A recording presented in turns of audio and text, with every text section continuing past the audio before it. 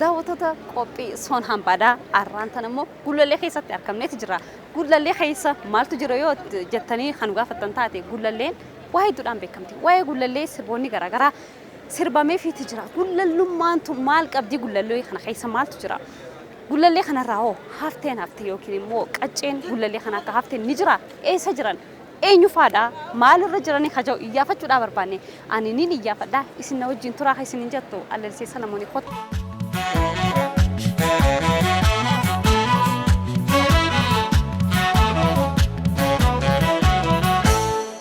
Algaloto gullalleen kan tufaan algaloto gaara bichuu turii algaloto galaan finfinnee maasee algaloto silakka jaalalaan algaloto walirraan fagaannu algaloto. Shubuu jarsaa beekta? Yaa qe'ee shiboo jarsaa jechuun si akka seenatitti booleen biyya xaafiti yaa biyya shiboo biyya ejersaa garaa sabbataa muti jedhu deebi'uu kana beekachaan jedhamutu jira. Hedduun gizee ta'e darbee faazariin keenya soggaanutti mu jechuudha. Bakka loon warra shiboo ejersaa jedhamee yaamama har'a. Bootan kun jechuudha. Bootani bakkeen amma uummanni irra safaree jechaan jiru kun gamoo warra shiboo ejersaa baarzaafii warra shiboo ejersaa jedhamee yaamama. Maaliif duruus ka loonii qe'een isaanii loonuma. Shiboo ejersaa bara basagal jaatamu keessa eegalee uummata naannoo kanaa tajaajiluudhaan beekamu. Kanneen akka buufata fayyaa hin qabu. Buufata fayyaa manneen barnootaa keejjidhaa kaasee haga sadarkaa olaanoo sadarkaa haayiskuulaatti hin qabu. Timirti beetii hin qaba. Mana akimii mana yaalaa hin qaba.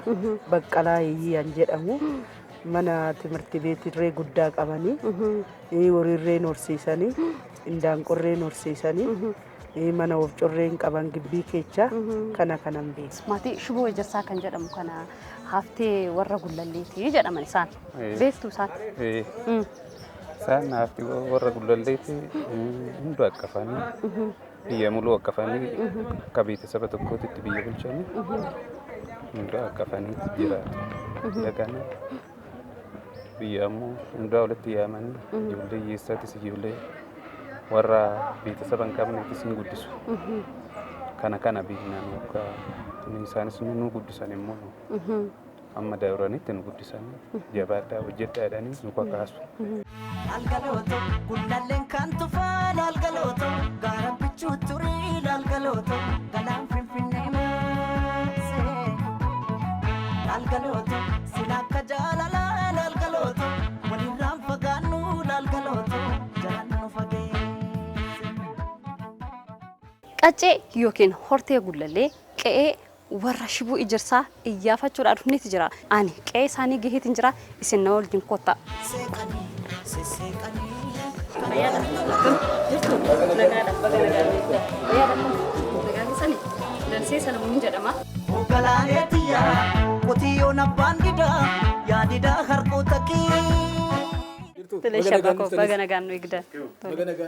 Akkam fayyaa keessanii jirtu akkam nagaa ta'a fayyaa. Ishi na uffalcha. Uffala. Na uffalcha. Uffala. Waaqayyo nagaan nu bulche nagaan nu haa bulchu. Haa bulchu. Amma ammaataa nurraa qabu. Haa qabu. Biyya keenya biyya nagaa nu haa godhu. Haa godhu. Biyyi nagaa taate akkanatti bashannannaa biyya keenya biyya nagaa nu haa godhu. Haa godhu. Meeqa wal nyaatu kana waaqni walitti nu haa qabu. Haa qabu. Walitti nu haa qabu. Haa qabu. Oromoo afaan tokko nu haa ta'u. Haa ta'u. Afaan tokko nu haa ta'u. Haa ta'u. Waa afaan tokko taane biyyaafis taana waa'in afaan tokko nu haa ta'u. Haa ta'u. Kan miqqanyaa sharranyaan jala deemtu waan achi nurraa qabu. Haa qabu. Falfalaan nurraa qabu. Haa qabu. Oromoo seeraan bulaa seerri seerra nu haa ta'u. Haa ta'u. Gadaadhaan bulaa gadaan keenya haa ta'u. Haa ta'u. Gadaan shanan gadaan shanin bullaa shanan gadaa tuni akkanumatti nu haa uffalchu. Nu haa uffalchu. Afaan waliin nu haa beeksisu. Shanan hangee akkanumatti nu bira haa ta'e jechuudha. Oromoo seeraan bulaa seerri seera nu haa ta'u. Kan seera keenya cabsu waan achi nurraa qabu. Kan seera keenya jibbee nurraa haa qabu. Kan nu seera jaalannaa seera keenya seerri namaa haa ta'u. Kanee wallaalee waaqayyotti nu. Maqaan kiyya Kabbadee Yaamiin jedhama. Kabbadee Yaamii Ambassaa Bubbaa Shubuu jedhama. Naannoon kun Shubuu Ejersaa Baalabbata Boolee kanaati. Qe'een kun tira jammaree duruma jammaree kan Shubuu Ejersaati. asitti maatii baay'ee asitti turanii baay'ee turan namni ammallee coraan isaanii as jira hundi keenya nu amma abbaan keenya asiin nu geenuma abbaan keenya illee boqotanii amma immoo nuummitti dabarreerra. Egaa baay'ee dabarse warri duri akka nutti himanitti nullee amma bira geenye abbaan keenya fa'aa baay'ee dabarse dhugaa rakkoo baay'eetti irra gahee ture waa'ee lafaa kana.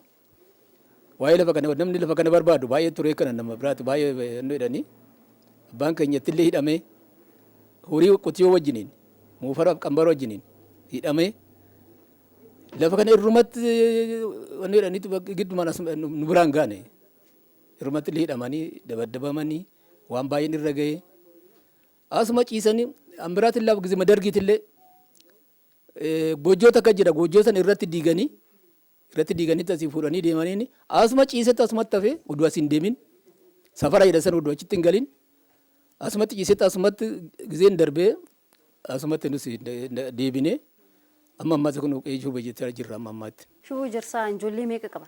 Shuba jirsaa jechuun gindiidha gaa isaan gindiidha.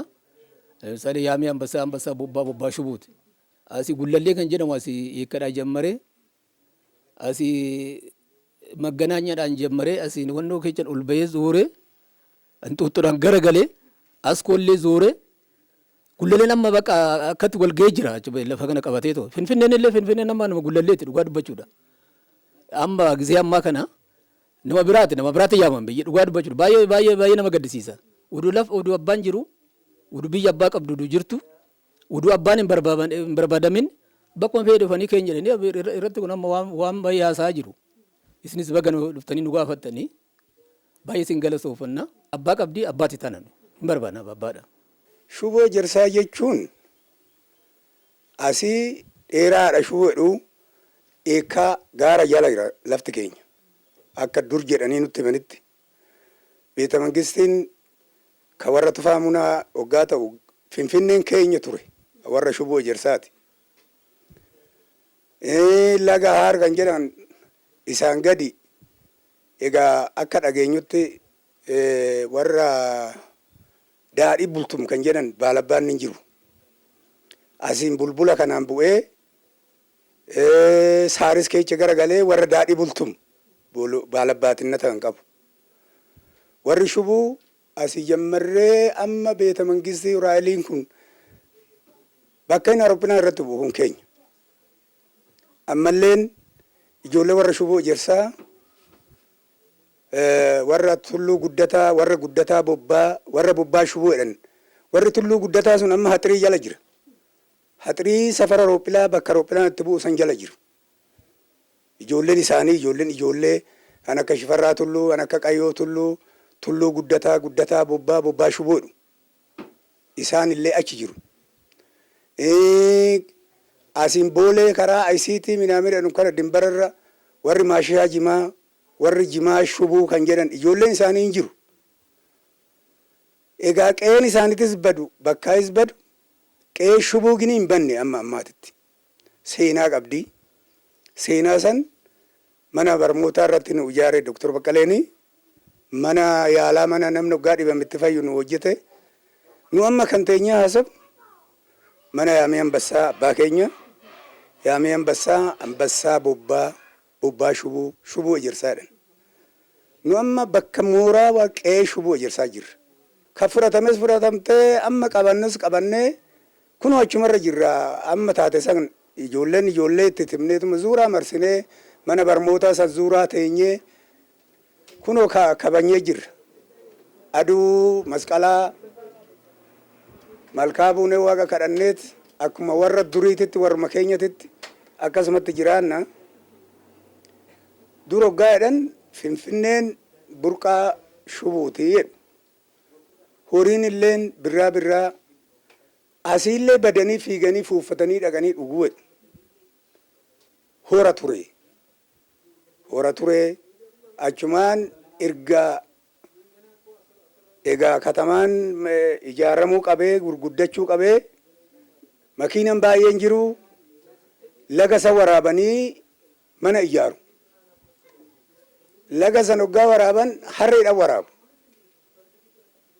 Harreen gizee waraaban laga harreedhaan laga san. laga harree san jarri maal jedhe laga haar jedhan laga harree ture seenan oduu laalamee baay'eedha baay'ee guddaadha. Geerarree in sirbine akkanumatti teenyeet waa'ee maqee qofaasuuf. Jennuudha. Qaba kaanu jala. Ogaaba farda bulee soori gombisa dayna. Yemoreaba farda bulee soori gombisa dayna. Kaleechuma obeaba farda bulee soori gombisa dayna. Yemoreaba farda bulee soori gombisa dayna. Keeyatu fiyaaba farda bulee soori gombisa dayna. Yemoreaba farda bulee soori gombisa dayna. Yooduma muda nintechu yooduma muda nintechu. Koti maali yoo gootan gichaa buqqisanii maali yoo gootan gichaa buqqisan loli lola maali yoo lolan dullaan kuffisanii maali yoo lolan dullaan kuffisan. Yemoreaba farda bulee soori gombisa dayna. Geesha saruu maali geesha saruu maali geesha saruu maali geesha saruu maali barsoona gachuufi. Sange bitu mali abaji jayami sange bitu mali hitin tabachufi gorboti namartu bardi ada katu akayami ambe kirkabite jette kora gajana tu gani ada watu yaiti adin bilala raga namse kota watu gada olka raga ya rabbi sibbe kamale Daa'ima meeqaffaa isaanii akka taatinatti miti waa'ee qe'ee kanaa waan beektu na himatis. Ijoollee Yaabii Ambassaa keessaa jaaffaan ana isarratti ana ladhe bulicha kiyya irratti garuu asumatti ana ladhe asumatti guddadheesi barumsumallee asuma deemee tan baradhe anumatu asii karaa guddaa deemee barate waldarratti tan baradhe asii baradhe garuu oduun xumurinaan gara heerumaa dhaqe isaan masaamiiti safaarii ምናምን jedhanii kun maqaa ammatti baasan kana isa dur saamit jennu kana irraa oleen kun maqaan isaa akkasii mooti coofoo jedhamaayu coofoo jedhamaa isa bira dabree garuu karaa yeroo sa'aatii tokkoo fi walakkaan deema dhaqaa gala sa'aatii sadii jechaadha mana barumsaa deemudha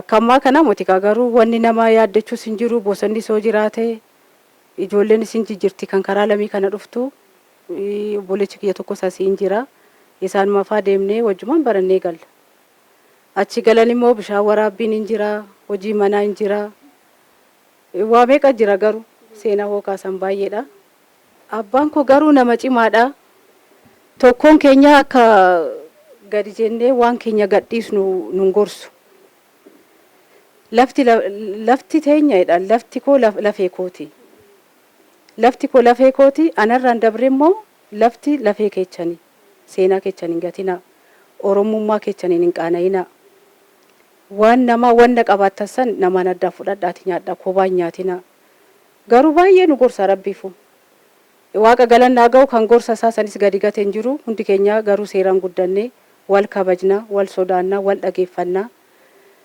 nu akkasitti guddanne ijoollumtu teenyallee nu jalatti akkasumatti barachaa jiru wal barbaanna dhugaa rabbi garuu akka nu walirraa fafagaanne immoo qe'een kun garuu olee kana jammaree amma goda ga'utti kan abbaa keenyati akkasumatti jireenya isaatiin wadaroodhaan qixxeetti addaan nu fuudhe gaara kana jammartee amma goda ga'utti oduu deemte hundi keenya qabna amma duri masqalas akkuma duritti kabajaa jirra amma barreen gaddaa inni hin jiru yenneetis namuun dhiisne habruun jiraasi qe'ee warra shiboo jedhanii kifla katamaadhaayis waradaadhaayis hundi keenya nuti sasis waan tokko adda addaa qopheessine seenaa sun akka hin banne garuu rumatti cimaa jirra kan boru immoo isatu beeka ammaan geenye irra garuu farda yaabbata dhalatee inni farda yaabbata foon illee cooma baay'een barbaadu aannan gini hin dhabuun aannan dhabnaan du'u isaate aannan hin dhabamu amma du'u kanatti dhaltiin manaa dhabame hin beeku saani tokko hoo dhale tokko immoo dorrobuu qabaa han dorrobullee hoo dhabame deemnee bituu qabna aannan oduu akkatti isa biraan dhabamin waggaa 110 kana aannaniin kan jiraatan. Sila kanaatiifuu isaanis immoo dhuguma akka namaa bal'atanii guddatanii haabtis baay'een barbaada warri duriidha. Abbaan keenya ammaa guddaa mallee hin godhuma. Inni horiin dhabini farda hin dhabin. Fardi namsee isaatiin fardumaan jira. Beekamaadha beekamaa asii arusii dirasii farda barbaada deema asii gadi gurguraa. Biyya kana keessatti farasanyaan akka abbaa keenya hin jiru.